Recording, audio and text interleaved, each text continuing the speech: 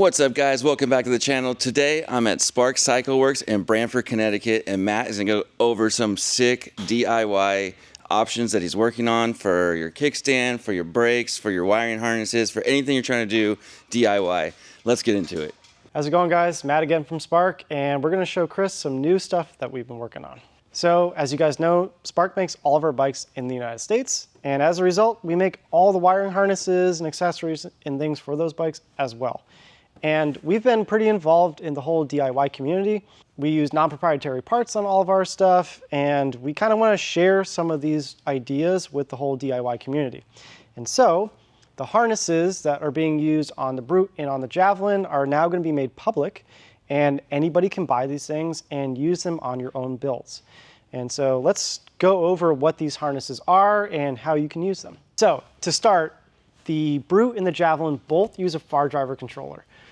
So really for the builds that we see people doing, the far driver has been a great option, and so we are kind of prioritizing that controller. So if you don't know, this is a far driver. And what's cool about the far driver is it has this large kind of plug port here, and from this plug comes everything. It comes your throttle, the ignition switch, all that kind of stuff. And so once you have your far driver, it's probably going to come with one of these plugs, but that plug is going to be pretty confusing, and it's going to have some connectors on it that are not good quality, they're not waterproof, blah, blah, blah. And so we actually make our own plug. We take the plug from far driver and we update it to these NEMA 7 connectors. These are fully waterproof. You can submerge this thing in water and you're completely fine.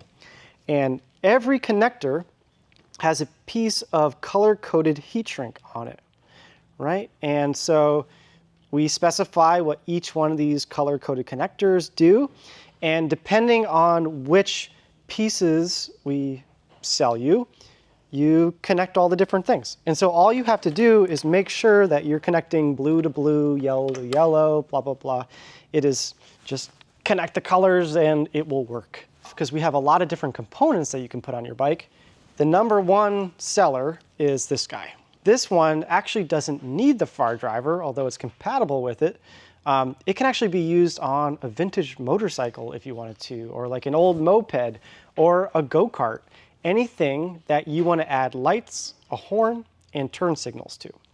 So the way it works is we have one plug here that is your 12-volt input. So as long as you supply 12 volts to this guy, you're going to be able to power everything.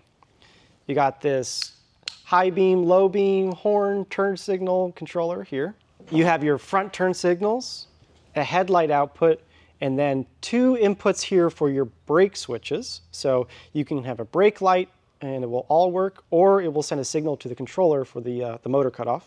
You have a horn output, and then you have an extension here, and this extension can plug into this other one, and this other one is not required, so the whole thing will work without it.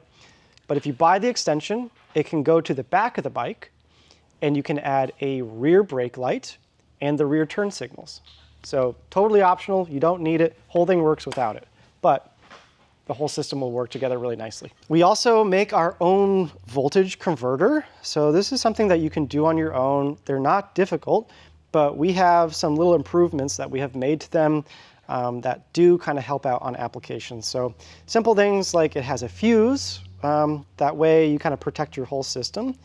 And then it's going to have outputs for the ignition and for the screen, so that the screen is getting information about the voltage, and the screen is also going to be connected to the ignition so that it all kind of turns on at once.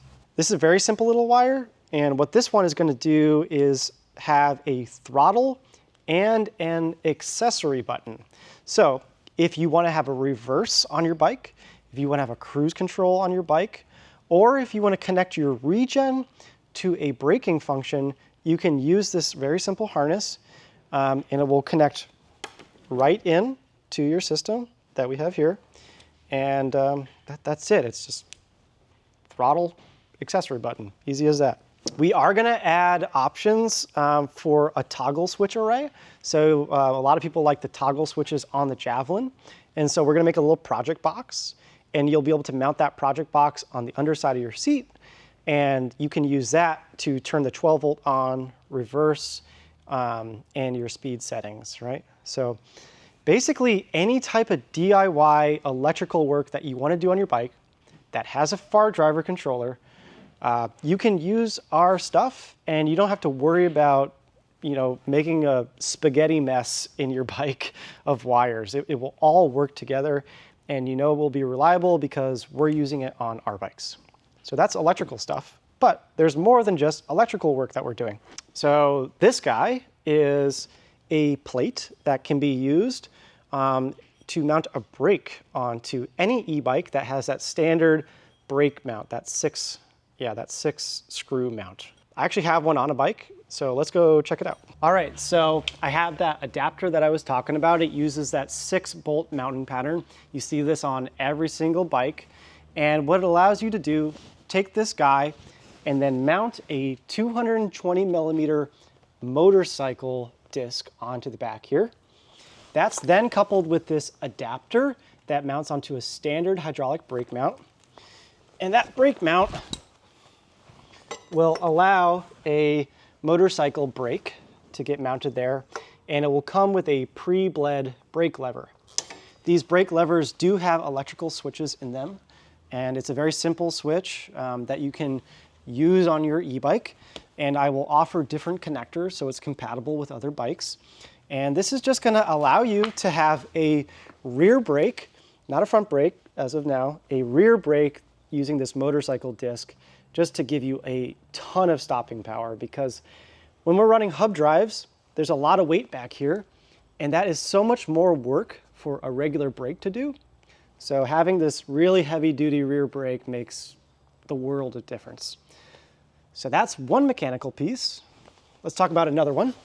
So this is another thing I've been working on. I got 2 little prototypes here. This one is like right at the finish line. But in the e-bike industry, these, you know, normal kickstands that are made out of aluminum and plastic, they mount on the 40 millimeter dimension here. They're great when you first get them, and then after like a week of usage, this rivet just starts to wear down. The plastic, if you chip it, you know, on one thing, will crack, and they just fall apart really quick. And building bikes for the DIYers, people are putting bigger batteries and stuff in these things, and these bikes just start to get heavier and heavier and heavier, and there's just no good kickstand. And so we are testing out some motorcycle grade kickstands. These 2 are rated to 500 pounds if they were on a normal motorcycle. However, we'll probably step that down to a 300 pound rating because of some of the hardware we have to use to adapt to bikes. Instead of using an aluminum bolt to mount this thing on, we're actually going to use grade 8 bolts, which is some of the strongest steel you can use. We're bending all these pieces on our hydraulic press. This is stainless steel, and you know, it's nothing sophisticated, guys. It's just a kickstand. That's all this is. But it's just something that does not exist right now. There's no good kickstand. The other thing is both of these designs are adjustable. So that's one problem right now. It's like you go online and the kickstand comes in and it's either like way too short or it's like way too long, and then people are like cutting them off. So this one has multiple sizes that it can adjust to. Again, it's very simple. It's just a kickstand, but it's something that's needed. So we're gonna make it. So those are some of the things that we're building for the DIY community. I mean, if you've been following Spark for long enough, you know, we have a couple of our older prototypes up here, right? There's the original Bandit, the Scorpio project all the way to the top, this Hill Climber dual drive motor, and then this one down all the way here is the first Bandit we ever built. And a lot of the time in the development was just spent finding good connectors for electrical stuff and creating these wiring diagrams and trying to find kickstands and brakes that were reliable. And so we're hoping that by making this stuff available, more people will get into the DIY community. And not only that, but people will be building bikes that are safer, because we have been seeing so many people that, you know, buy a $2,000 e-bike and they make that thing go like 60 miles an hour and they're running like cable brakes on it, and it's terrifying. So hopefully this kind of helps the community out, and we can get these things going soon. I'm hoping, if you go to the website right now, we already have some of these harnesses available. And over the course of October, we will slowly add the rest of them. And just like we were talking in the other video about the Javelin and the Brute, if you guys have ideas for things that you want, we desperately need X, Y, Z for our builds, let us know. And if it's something that we see enough of a need for, we will spend some engineering time on it and we will make those things. All right, thanks guys.